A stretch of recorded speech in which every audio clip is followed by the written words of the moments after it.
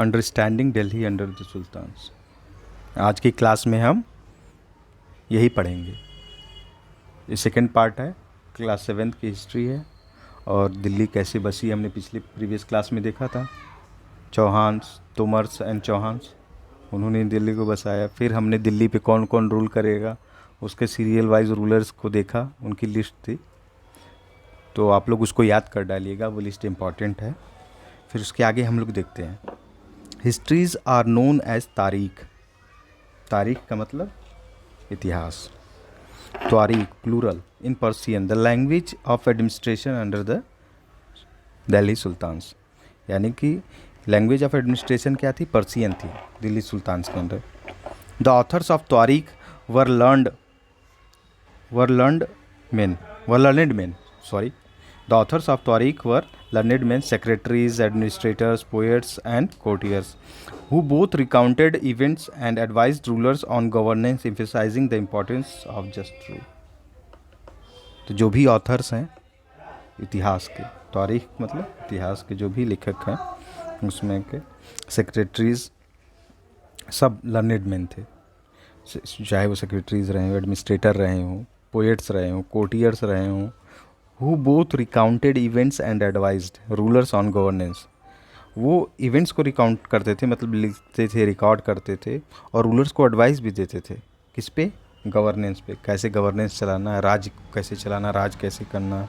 Emphasizing the importance of just rule, एक अच्छे rule को कैसा होना चाहिए उसके बारे में उनको बताते रहते थे। The circle of justice, Fakhr-i-Mudabbir wrote in 13th century. A king cannot survive without soldiers. बिना सिपाही के राजा बन सकता है? नहीं। And soldiers can not live without salaries, soldier salary के बिना नहीं रह सकते हैं। Salaries come from the revenue collected from peasants, किसानों से जो टैक्स लिया जाता है उससे रेवेन्यू आता है। But peasants can pay revenue only when they are prosperous and happy. और पीजेंट्स कब टैक्स दे सकते थे? जो खुश हों, है ना, खुशहाल हों, संपन्न हों। This happens when the king promotes justice and honest governance. और ये कब होता है? जब किंग प्रमोट करता है। क्या प्रमोट करता है? जस्टिस और honest governance. Keep the following additional details in mind. The authors of Tarikh lived in cities. Author of Tarikh कहाँ रहते थे? शहरों में रहते थे। Cities mainly Delhi and hardly ever in village, कभी बहुत मुश्किल से किसी गांव में रहते थे। फिर दूसरा क्या कहते हैं? They often wrote their histories of sultans in the hope of rich rewards. और किस चक्कर में वो इतिहास लिखते थे? कि सुल्तान से कुछ न कुछ मिल जाएगा। पहला क्या, क्यों लिखते थे? अच्छा, पहला क्यों लिखते थे नहीं, ये नहीं था। पहला ये है कि the authors of Tarikh lived in cities, शहरों में रहते हैं, ठीक है ना। तो हो सकता है गांव की लाइफ के बारे में उतना डीप जानकारी उनको ना हो, ये कहना चाहते हो ये। फिर दूसरा, they often wrote their histories for sultans in the hope of rich rewards, मतलब सुल्तान खुश होंगे, कुछ देंगे। तो हिस्ट्री कैसा लिखेगा? तो राजा की बुराई तो लिखेगा नहीं, वो राजा की कमियां नहीं लिखेगा। राजा को बुरा मान गया तो कुछ नहीं देगा, खुश रहेगा तो बहुत कुछ देगा। Third, these authors advised rulers on the need to preserve an ideal. These authors advise rulers on the need to preserve an ideal social order based on birthright and gender distinctions. Their ideas were not shared by everybody. क्या कहना चाह रहे? These authors advise rulers, ये rulers को advice करते हैं। किस चीज़ की नीड है उनको? Preserve an ideal social order. Ideal हो, जो भी सोशल ऑर्डर वो इस्टेब्लिश करें वो एक आइडियल हो जिसे लोग फॉलो करें। On birthright and gender distinctions, their ideas were not shared by everybody. In 1236, Sultan Iltutmish daughter Razia became Sultan. 1236 में कौन सुल्तान बन रहा है? इल्तुतमिश की डॉटर हैं Razia. The chronicle of the age Minhaj-i-Siraj, है ना, Minhaj-i-Siraj recognise that she was more able and qualified than all her brothers. Razia क्यों सुल्तान बनी? क्योंकि वो अपने भाइयों से ज़्यादा क्वालिफाइड थी, ज़्यादा एबल थी। But he was not comfortable at having a queen as a ruler. पर वो कंफर्टेबल नहीं थे किसको, है ना, क्वीन को एज ए रूलर देखना, कि एक महिला शासक बनेगी, अपवाद था उस समय। Nor were the nobles happy at her attempt to rule independently. ना ही जो नॉबल्स थे कोर्ट में जो रहते थे उस समय, उनको नॉबल्स कहा जाता था, तो ना ही वो नॉबल्स हैप्पी थे, खुश थे कि एक महिला इंडिपेंडेंटली आकर रूल करे उन पर। She was removed from the throne in 1240, 1240 में उसको हटा दिया जाता है। कहाँ से हटा दिया जाता है? सिंहासन से हटा दिया जाता है ना, रजिया को डिथ्रोन कर दिया जाता है। मिन्हाज सिराज जो किताब है वो रजिया के बारे में क्या लिखती है, क्या सोचती है, उसको हम देखते हैं। Minhaj Siraj thought that queen's rule went against the ideal social order created by God in which women were suppose to be the subordinate to men. Minhaj Siraj ये सोचता है कि ये तो भगवान के ही उसके खिलाफ है, भगवान ने तो महिलाओं को रूल करने के लिए नहीं बनाया है उनके हिसाब से। तो वर क्या कह रहा है, in which women were suppose to be subordinate to man.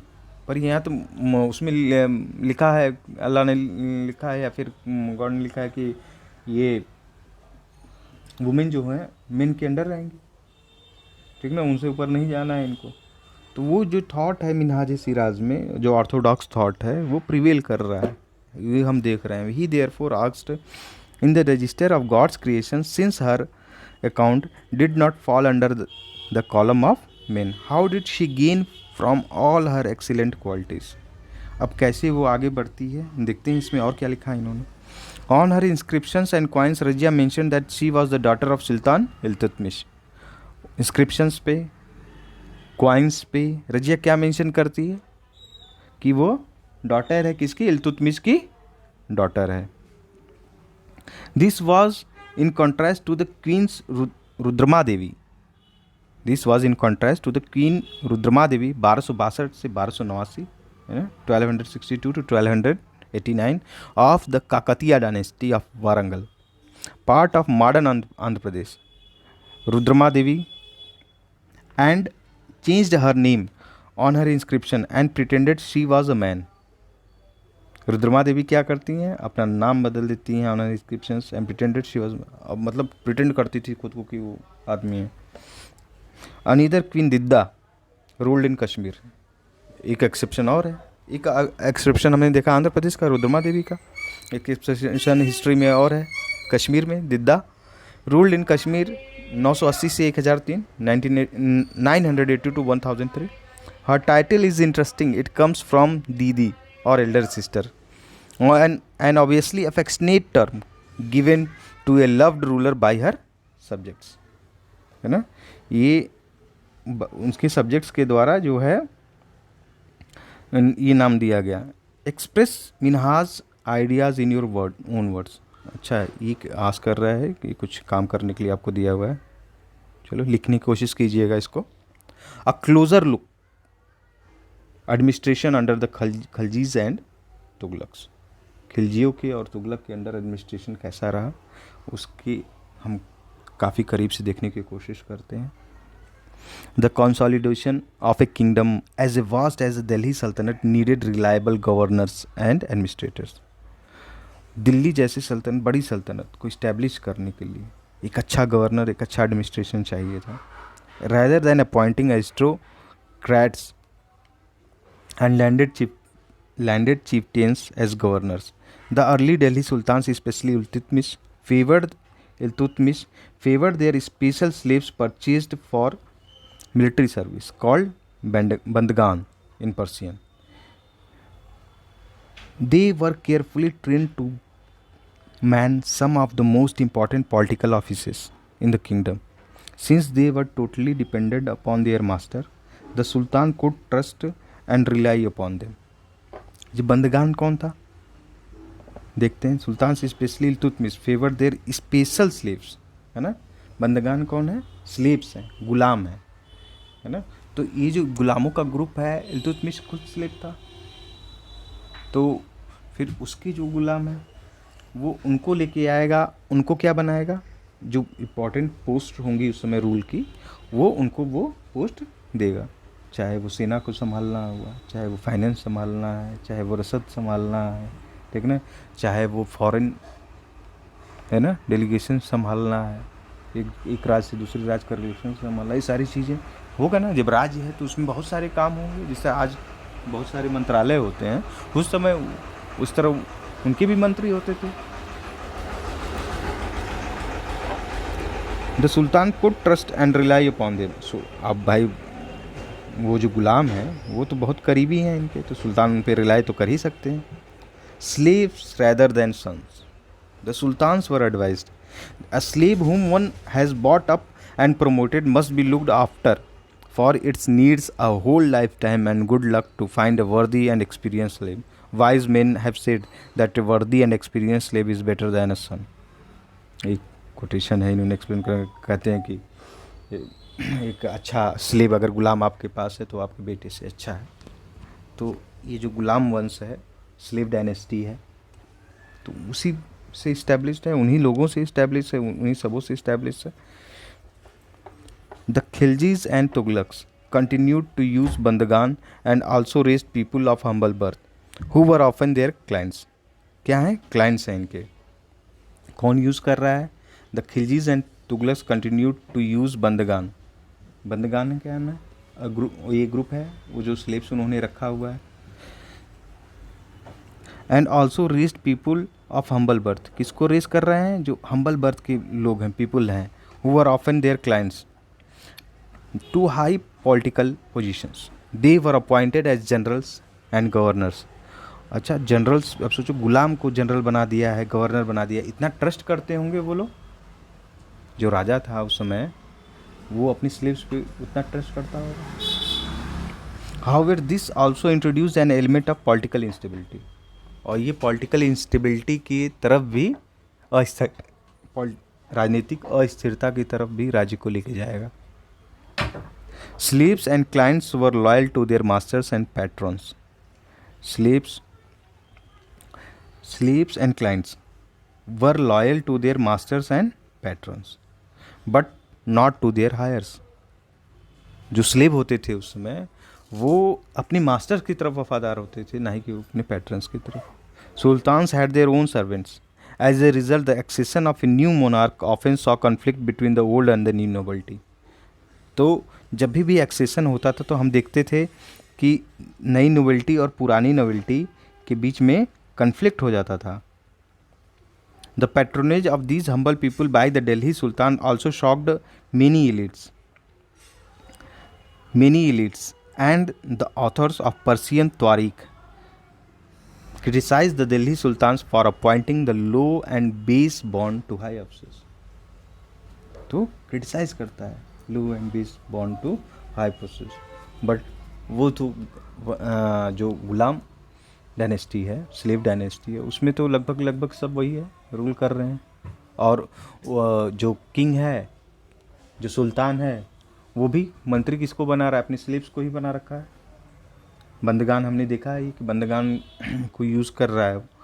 Officials of sultan Muhammad Tughlaq, ये छोटा सा नोट है, देखते हैं क्या दिया हुआ है। Sultan Muhammad Tughluq appointed Aziz Khummar, a wine distiller, Firuz Hajjam, a barber, Manka Tabbakh, a cook and 2 gardeners, Ladha and Pira, to high administrative post.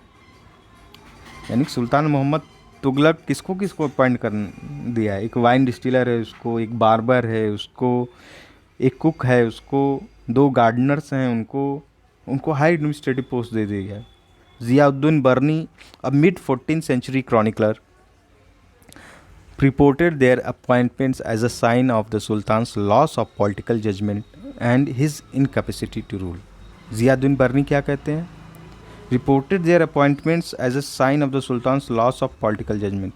मतलब पॉलिटिकल जजमेंट नहीं है सुल्तान के पास, इसलिए ऐसे लोगों को, है ना, वो इतने हाई एडमिनिस्ट्रेटिव पोस्ट पे अपॉइंट कर देता है। ज़ियाउद्दीन बर्नी कह रहा है अपनी किताब में। Why do you think Barani criticise sultan? आपको क्या लगता है कि बर्नी ने सुल्तान को क्यों क्रिटिसाइज किया?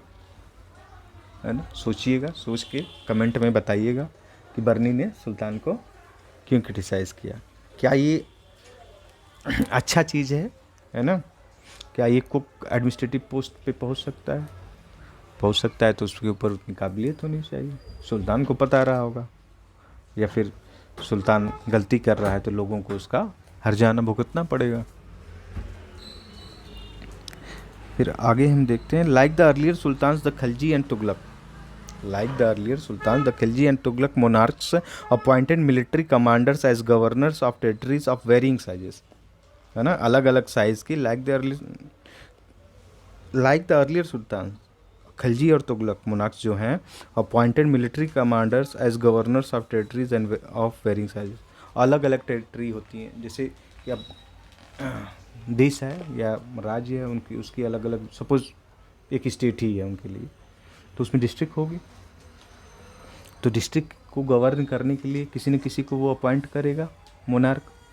तो वही चीज़ इस लाइन में वो बताना चाह रहे हैं। दीज लैंड्स वर कॉल्ड इक्ता, अब वो डिस्ट्रिक्ट, सपोज मैं डिस्ट्रिक्ट कह रहा हूँ तो वो इक्ता कह रहे हैं। And their holder was called iqtadar और मुक्ति, जो इक्ता रहेगा उसका जो होल्डर रहेगा उसको क्या कहेंगे? इक्तदार कहेंगे या मुक्ति कहेंगे। ये इंपॉर्टेंट वर्ड्स हैं, इनको आप हाईलाइट कर लीजिएगा। Iqta, muqti, iqtadar. The duty of the muqtis was to lead military campaigns, muqtis का क्या था? Military campaigns. और कौन सा काम था? Maintain law and order in their iqtas. In exchange for their military services the muqtis collected the revenues of their assignments as salary. Revenue जो मिलता था, उनको असाइनमेंट दिया जाता था, वो उसको अपनी सैलरी की तरह कलेक्ट करते थे। They also paid their soldiers from these revenues, और वो सोल्जर्स को कैसे पे करते थे? इसी रेवेन्यू में से वो सोल्जर्स को पे करते थे। Control over muqtis was most effective if their office was not inheritable. अगर मुक्तीज के पर कंट्रोल कब अच्छा बना रहता था? कि जब, जैसे इनहेरिटेबल का मतलब कि मैं राजा बना, मेरा बेटा राजा बनेगा, मैं मंत्री बना, मेरा बेटा मंत्री बना। अगर इस वाले लिनियज से हट के कोई है कि उसका कोई लीगल हायर नहीं है या वो लीगल हायर को प्रमोट नहीं कर रहा है, तो वो उस टाइप के मुक्तीज को उसमें अच्छा समझते थे लोग। For a short period of time before being shifted, assigned iqtas for a short period time before being shifted. तो फिर these harsh conditions of service were rigorously imposed during the range of Alauddin Khalji and Muhammad Tughluq. एक इक्ता पे suppose आपको इक्ता दी गई rule करने के लिए district को, आप बढ़िया से काम कर रहे हो, फिर लगा कि तो राजा को लगा ये तो पूरा ये तो अपना ही सत्ता इस्टेब्लिश कर लेगा यहाँ पे, अच्छा चलो इसको इस डिस्ट्रिक्ट से इस डिस्ट्रिक्ट पे मूव कर दो, है ना। सपोज इनकी पॉपुलैरिटी बढ़ रही है, यहाँ लोगों में पसंद बढ़ रही है, तो कहीं ये बाद में रिवोल्ट ना कर दें हमारे खिलाफ, चलो इसको अब इस इक्ता से हटा के इस इक्ता पे ट्रांसफ़र कर दो। फिर अब क्या बोलता है, हमने देखा कि दीज हार्श कंडीशन, वो तो हो गया। Accountants were appointed by the state to check the amount of revenue collected by the muqtis. Care was taken that the muqti collected only the taxes. क्या कर रहा है मुक्ति? केवल टैक्स कलेक्ट कर रहा है, prescribed bye the state, and that he keep the required number of soldiers. और जितना एक्सपेक्टेड रहता था कि इतना सोल्जर्स वो उसको रखना चाहिए, तो उसको रखना ही चाहिए। As Delhi sultans brought the hinterland of the cities under their control, they forced the landed chieftains, the Samant aristocrats and rich landlords to accept their authority. Delhi sultans क्या कर रहे हैं? मतलब कि दूर दराज शहरों में, गांव में, एरियाज़ में, रीजन्स में, क्षेत्र में अंडर उनको अपनी कंट्रोल में लाना चाह रहे हैं। दी फोर्स द लैंडेड चिफ्टेंस, जो उस समय सामंत हैं, है ना, या जमींदार हैं, एस्टोक्रेट्स हैं, रिच लैंडलॉर्ड्स हैं, टू एक्सेप्ट देयर अथॉरिटी, है ना, तुमको हमारी अथॉरिटी एक्सेप्ट करने की पड़ेगी। पर वो अथॉरिटी क्यों एक्सेप्ट कराना चाह रहे हैं? क्योंकि उससे उनका राज भी बढ़ रहा है, ठीक ना, और कलेक्शन भी बढ़ रहा है, रेवेन्यू बढ़ रही है ना। The sultans administrators measured the land and kept careful accounts. The sultan's administrator measured the land and kept careful accounts. Some of the old chieftains and landlords served the sultan as revenue collectors and assessors. There were three types of taxes. तीन तरह के tax बता रहे हैं ये, इसको भी note down कर लीजिएगा आप लोग. तो ये थ्री टाइप्स के टैक्सेस कौन कौन कौन से हैं? There were three types of taxes. One on cultivation called खराज.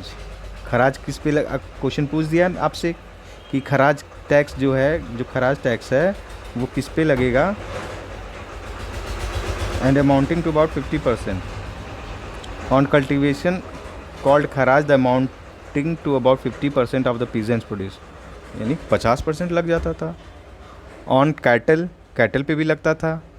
फिर घर पे भी लगता था, यानी कि हाउस टैक्स, कैटल टैक्स और फार्मिंग टैक्स या फिर फीजन टैक्स कहा जाए. It is important to remember that large parts, it is important to remember that large parts of the subcontinent remain outside the control of the Delhi sultan. बहुत सारे ऐसे part रहे जो दिल्ली सुल्तानों के कंट्रोल से बाहर रहे. जैसे डेक्कन को ही मान लेते हैं. डेक्कन में बहुत लास्ट में मुग़ल पहुँचेंगे, कोशिश करेंगे पहुँच नहीं पाएंगे. It was difficult to control distant provinces like Bengal from Delhi, and soon after annexing southern India, the entire region became independent. पूरा entire region क्या हो गया? Independent हो गया, आज़ाद हो गया. Even in the Gangetic Plain, there were forested areas. The Sultanate forces could not penetrate. ऐसे area थे कि जहाँ पे फोर्स पेनिट्रेट ही नहीं कर पाते थे. तो भाई कहाँ से रूल बढ़ेगा? अब हम ये कहें कि मुग़ल पैन इंडिया पे रूल किए तो नहीं किए. एक लिमिटेड एरिया थी उनकी भी. Local chieftains establish their rule in these regions. जो लोकल चिफ्टेंस होते थे उनका रूल होता था, है ना. छोटी सी जमींदारी, छोटा सा इक्ता, छोटा सा डिस्ट्रिक्ट, उसके वो राजा, चाहे कह लो राजा हैं, चाहे जिम्मेदार हैं, चाहे कुछ हैं. कभी किसी ने हमला बोल दिया, कहा नहीं हमारे अंडर रखना, तो उसके अंडर चले गए. कभी टैक्स दिए, फिर वो हटे तो फिर आज़ाद हो गए. तो could force their control in these areas but only for a short duration. अच्छा, फिर एक छोटा सा नोट है, इसको देख लेते हैं.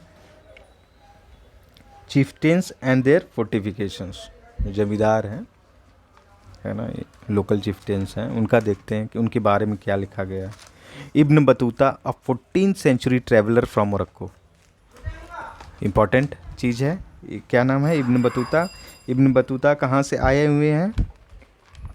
इब्न बतूता मोरक्को से आए हैं. Ibn Battuta, a 14th century traveller from Morocco, Africa. Explain the chieftains sometime. Chieftains के बारे में बताएगा. पीछे हमने काफ़ी चिफ्टेंस पढ़ लिया. Fortified themselves in mountains, in rocky, uneven and rugged places, as well as in bamboo groves. In India, the bamboo is not hollow; it is big. Its several parts are so intertwined that even fire cannot affect them, and they are, on the whole, very strong. The chieftains live in this forest. अच्छा, chieftains कहाँ रह रहे हैं? इन forest में रह रहे हैं. These forests, which serve them as ramparts, inside which are their cattle and their crops. There is also water for them within. That is rainwater which collects there. Hence, they cannot be subdued except by powerful armies, who entering these forests cut down the bamboos with specially prepared instruments. अच्छा, ये तो गजब का explanation Ibn Battuta ने दिया चिफ्टेंस के बारे में. वो ऐसी जगह रहते हैं जहाँ मतलब कि बैम्बूज हैं, बांस हैं, ठीक ना. फिर जो रेन वाटर का कलेक्शन है वो पीने के काम और बाकी काम आता है. वो उनके कैटल्स भी वहीं हैं, सब कुछ वहीं है. और एक चीज़ लास्ट वाला जो वर्ड कह रहा है वो थोड़ा सा सरप्राइजिंग चीज़ है. Hints they can not be subdued except by powerful आर्मीज. जब तक आप पावरफुल आर्मी नहीं लेके जाएंगे तब तक वो सब्जुगेट नहीं होंगे. आप उन पर रूल नहीं कर सकते, उनको दबा नहीं सकते हैं. Who entering this forest cut down the bamboos with specially prepared instruments. जब वो ऐसे एरियाज़ में आते हैं वो पूरा जंगल साफ़ करके या बॉम्बो साफ़ करके अपना क्षेत्र बना के एरिया